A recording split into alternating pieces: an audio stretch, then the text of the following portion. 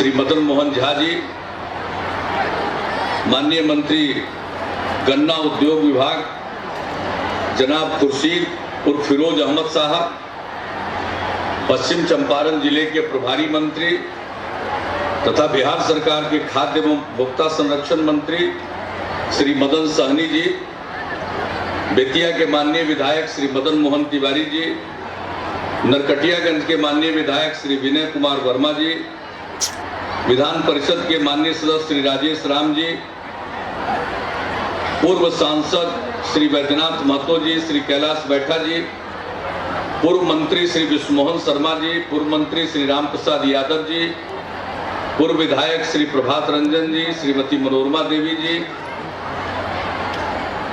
Shri Munna Tyagi ji, Shri Narendra Sharma ji, Shri NN शाही जी, यहाँ उपस्थित सभी जनप्रतिनिधिगण, मेरे सम्मानित साथियों, बिहार सरकार के मुख्य सचिव श्री अंजनी कुमार सिंह जी, पुलिस महानिदेशक श्री पीके ठाकुर जी, यहाँ उपस्थित अन्य सभी प्रशासनिक अधिकारीगण, पुलिस पदाधिकारीगण, इस सभा में उपस्थित बहनों, भाइयों, नौजवानों, जीविका की दीदियों, प्रिंट एवं इलेक्ट्रॉनिक मीडिया से जुड़े सभी पत्रकार मित्रों, छायाकार बंधुओं, आज से हमने निश्चय यात्रा की शुरुआत की है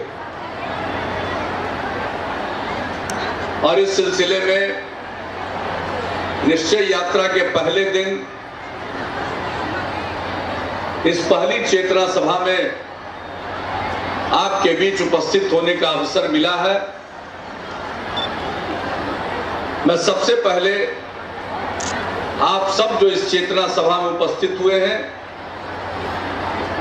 आप सबों का मैं अभिनंदन करता हूं और इस चेतना सभा की सफलता के लिए आप सब लोगों को मैं धन्यवाद देता हूं। सबसे पहले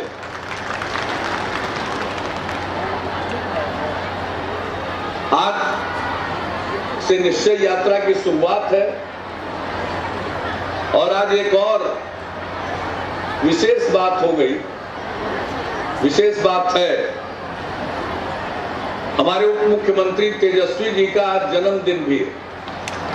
मैं सबसे पहले उनको जन्मदिन की शुभकामनाएं देता हूं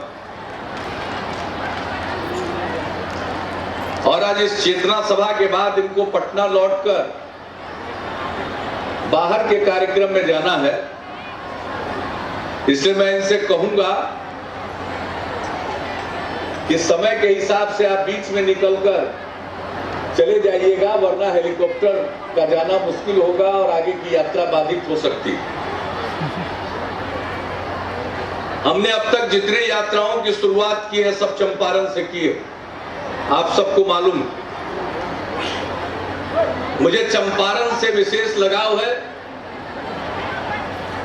मैं सबसे पहले इस धरती को प्रणाम करता हूं। गांधी जी के चंपारण सत्याग्रह का 100वां साल चल रहा और इस 100वें साल में हमने निश्चय यात्रा की शुरुआत की है और इस निश्चय यात्रा का एक महत्वपूर्ण कार्यक्रम है ये चेतना सभा। आखिर इस सभा का नाम हमने चेतना सभा क्यों दिया है?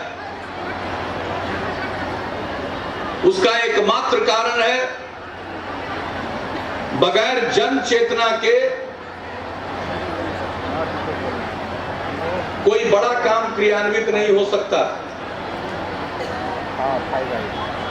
आप सबको मालूम है, हम लोगों ने चुनाव के दौरान महागठबंधन का जो साझा कार्यक्रम था, उसके अंतर्गत जो हमारे निश्चय थे, 7 निश्चय, उसका ऐलान किया और जितनी भी चुनावी सभाओं में हमने भाग लिया है, सभी सभाओं में हमने 7 निश्चय का जिक्र किया कि अगर मौका मिलेगा तो हम इस 7 निश्चय को क्रियान्वित करेंगे। और हम लोगों का ये जो 7 निश्चय है महागठबंधन की सरकार का, वो लोगों की इच्छाओं को पूर्ति करने वाला, नागरिक सुविधाएं प्रदान करने वाला, और समाज का कोई तबका इससे अछूता नहीं है। हमने 7 निश्चय में जितने भी कार्यक्रम लागू करने का निर्णय लिया, वो सबों के लिए लागू है। एक शब्द में कहें तो यूनिवर्सल है। हम लोगों ने देखा कि हमारे बिहार के जो युवा हैं वो मेधावी हैं, हमारे बिहार के लोग मेहनती हैं, हमारी मिट्टी उपजाऊ है। लेकिन हमने देखा कि अभी बहुत कुछ करने के बाद हमने ये महसूस किया कि कुछ बुनियादी चीजों को तेजी से लागू करना पड़ेगा। हमने शिक्षा के क्षेत्र में बहुत ध्यान दिया,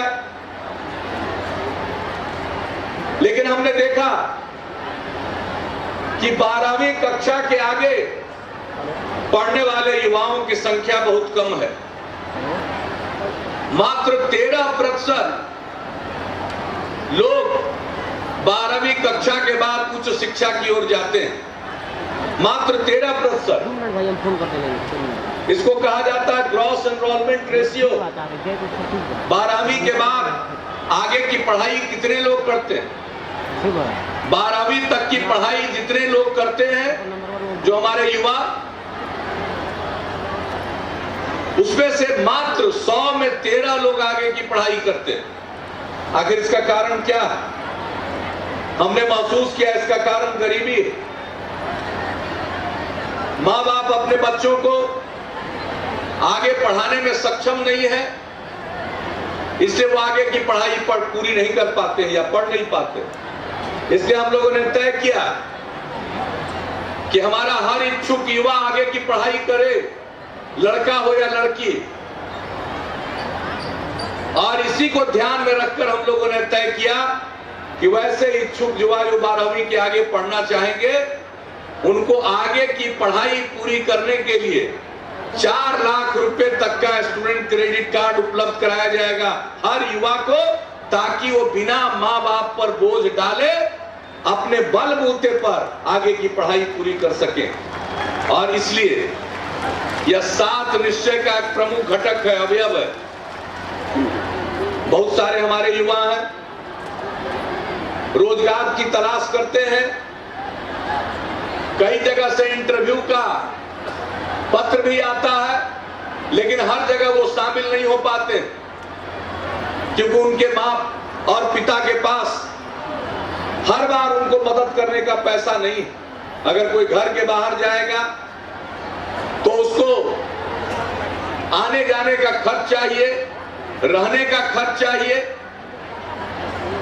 खाने का खर्च चाहिए, वो नहीं दे पाते। इसलिए बहुत सारे युवा अवसर रहते हुए उसका लाभ नहीं उठा पाते। इसलिए वैसे युवाओं की सहायता के लिए जो 20 से 25 साल की उम्र के बीच के हैं, 2 साल तक 1000 रुपए महीने का स्वयं सहायता भत्ता देंगे, यह हम लोगों ने कहा।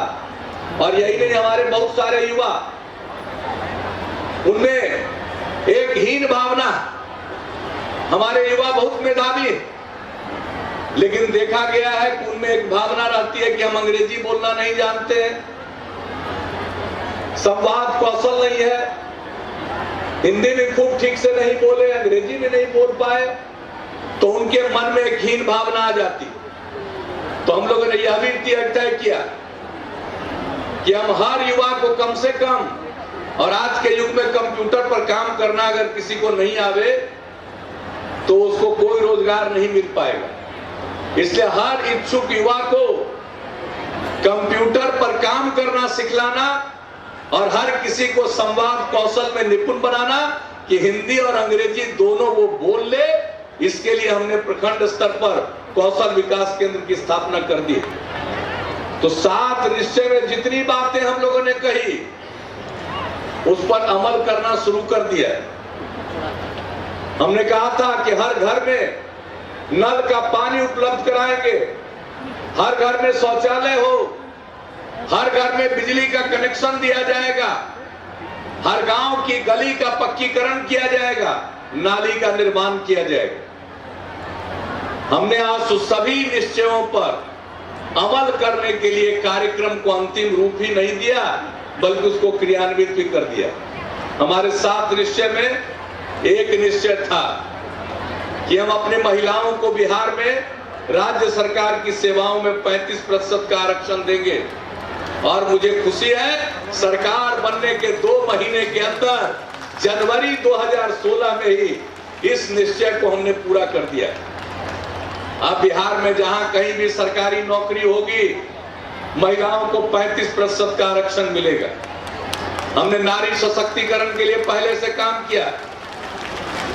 लड़कियां मिडिल स्कूल नहीं जाती थी इसलिए पोशाक योजना, हाई स्कूल नहीं जाती थी इसलिए साइकिल योजना।